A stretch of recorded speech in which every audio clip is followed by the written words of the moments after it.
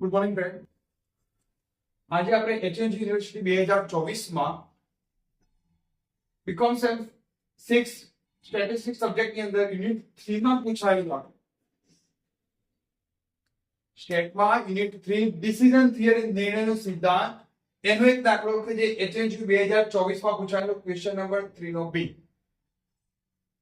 એની મેં અહીંયા રકમ લખી છે જો મિત્રો.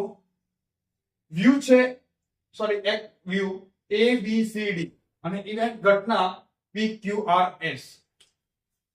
આ તમારી ઇવેન્ટ અને એક વ્યૂ છે.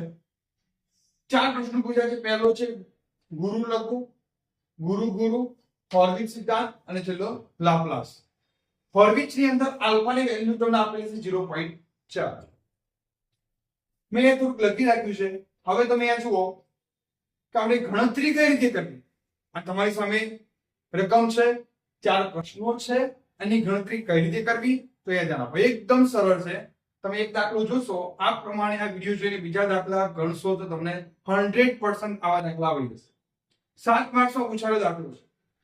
રોકડિયા માર્ક્સ છે. બહુ કઈ જાજી ગણતરી નથી. તો ચલો આપણે ધ્યાન આપો.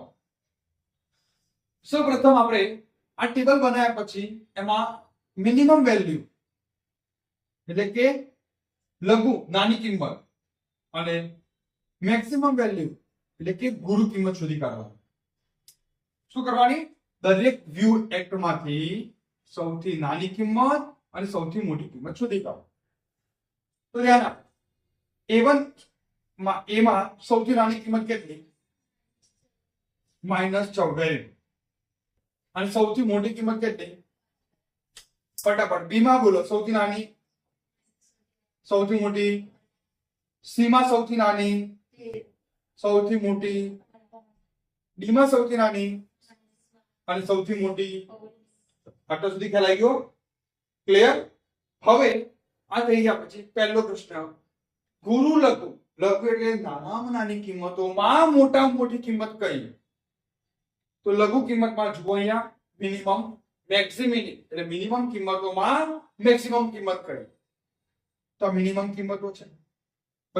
એમાં મોટા મોટી કિંમત કઈ? Very good,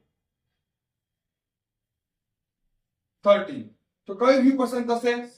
C view act. ખ્યાલ આવી ગયો? મેક્સિમમ કિંમત, સૌથી મોટી કિંમત, હાયર વેલ્યુ. તો કઈ વ્યૂ પસંદ થયો? સી વ્યૂ એક્ટ પસંદ થઈ ગયો આપણો. ગુરુ ગુરુ એટલે કે મેક્સિમેક્સ. તો મેક્સિમમ માં પણ મેક્સિમમ. તો મેક્સિમમ આ મેક્સિમમ કિંમતો છે, મોટા મોટી કિંમતો છે, ગુરુ ગુરુ કિંમતો છે. એ ગુરુ કિંમતોમાં એમાં પણ એમનો પણ ગુરુ કોણ? તો આમાં પણ એમનો ગુરુ કોણ? સૌથી મોટી કિંમત 19. તો આમાં કયો વ્યૂ પસંદ થયો? ડી 19 એટલે ડી એક્ટ. તો સૌથી મોટી કિંમત અહીંયા 13 હતી, અહીંયા હાયર વેલ્યુ 19. તમારો આન્સર આટલો લખી દેવાનો. એક્ટ કયો છે? સી. આમાં ડી. ક્લિયર? આ ઇમ્પોર્ટન્ટ છે. થઈ ગયો? હવે ત્રીજો પ્રશ્ન હોર્વિટ્ઝ સિદ્ધાંત. હોર્વિટ્ઝ સિદ્ધાંત ની અંદર આલ્ફા ની વેલ્યુ તમને આપેલી છે. આપણે 1 - આલ્ફા શોધવા પડશે. 1 - આલ્ફા 1 - આલ્ફા 0.4 કેટલા આવે? 0.6. એનું સૂત્ર છે અહીંયા જરા એક્ટ વ્યૂ લખેલા છે. વ્યૂ બરાબર ગુરુ કિંમત ગુણ્યા આલ્ફા પ્લસ લઘુ કિંમત ગુણ્યા 1 - આલ્ફા. એટલે કે અહીંયા મેક્સિમમ વેલ્યુ આવશે અને અહીંયા મિનિમમ. પહેલા મોટી કિંમત પછી પ્લસ પછી નાની કિંમત. એક્ટ કેટલા છે? View A B C D. તો યાદ રાખો A B C અને D. મેક્સિમમ કિંમત, મેક્સિમમ વેલ્યુ આ રહી 15 18 18 19. 15 18 18 19 15 18 18 19 ગુણ્યા આલ્ફા આલ્ફા કેટલા છે 0.4 0.4 0.4 પ્લસ પ્લસ પ્લસ મિનિમમ કિંમત તમે શોધેલી છે -14 -11 13 અને -12 -14 -11 પ્લસ 13 છે ધ્યાન રાખજો અને માઇનસ ગુણ્યા આ બધામાં એક ધન છે ખાસ ધ્યાન રાખજો બાકી બધી નેગેટિવ માઇનસ કિંમતો છે 1 માઇનસ આલ્ફા 0.6 ગુણ્યા 0.6 0.6 0.6 0.6 હવે કેલ્ક્યુલેટર મદદથી ફટાફટ 15 ચોક 100 આ માઇનસ છે માઇનસ માં જવાબ આવશે કેટલા આવે છે 14 ગુણ્યા 0.6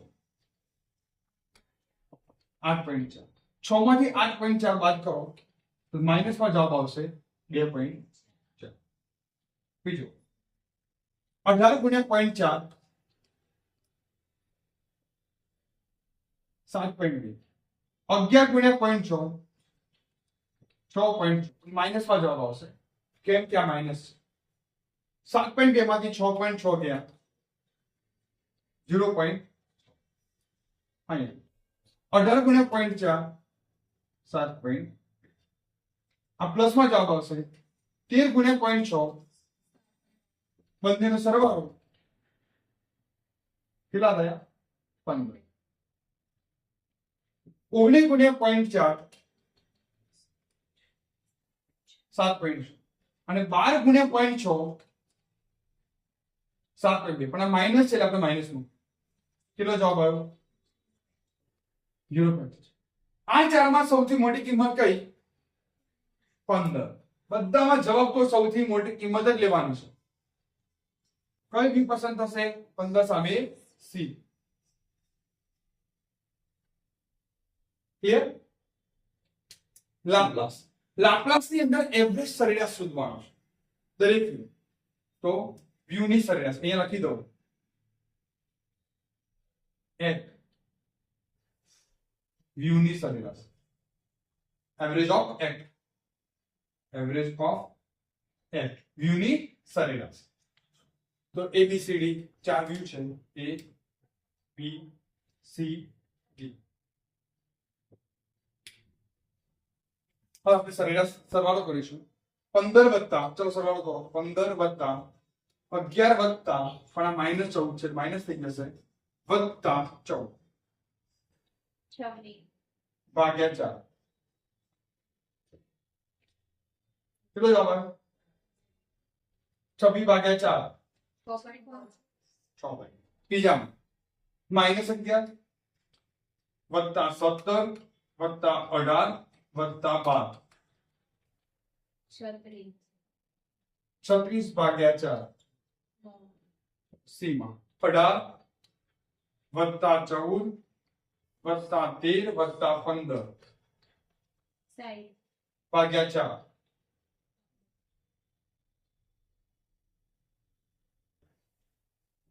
અને લાસ્ટ ડી માં 19 વત્તા 16 -12 વત્તા 16 કેટલા 39 ભાગ્યા 4 9. એમાં સૌથી મોટો જવાબ કયો 15. તો કયો બી પસંદ થશે સી એટ. તો તમે ડિસિઝન લેવાનું છે ડિસિઝન બધા ચારે ચાર પ્રશ્નોમાં જુઓ ચારે ચાર ની અંદર ડિસિઝન એક જ છે કે સૌથી મોટી કિંમતનો જવાબ આવશે સૌથી મોટી કિંમત જે તમારો જે જવાબ મળે છે એનો વ્યૂ આવશે આમાં જવાબ સૌથી મોટો કયો 15 તો એ જ વ્યૂ પસંદ કરવાનો છે એક ડિસિઝન લેવાનું છે આપણે નિર્ણય આ લઈશું સી વ્યૂ પસંદ કરીએ આમાં પણ સૌથી મોટો જવાબ કોણ છે 15 તો આપણે સી વ્યૂ પસંદ કરીશું આમાં ગુરુમાં તો ગુરુ છે એટલે એમાં પણ ગુરુનો પણ ગુરુ તો 19 છે સૌથી મોટી કિંમત હાયર વેલ્યુ 19 એટલે તમે ડી એફ નિર્ણય પસંદ ક્લિયર. એમ આમાં પણ ગુરુ લઘુ એટલે લઘુનો પણ ગુરુ તો લઘુનો ગુરુ 13 તો સી એફ પસંદ. કેવું છે ચેપ્ટર ખબર પડી તો આ પહેલી પદ્ધતિ હતી મને 4 પ્રશ્નો પૂછ્યા હવે આપણે બીજો એક દાખલો જોઈએ 2024 પૂછાયેલો સંજ્યુમાં EMV EPPI EVPI શીખવાનું શું છે અપેક્ષિત નાણાકીય મૂલ્ય એક્સપેક્ટેડ મોનેટરી વેલ્યુ વાળું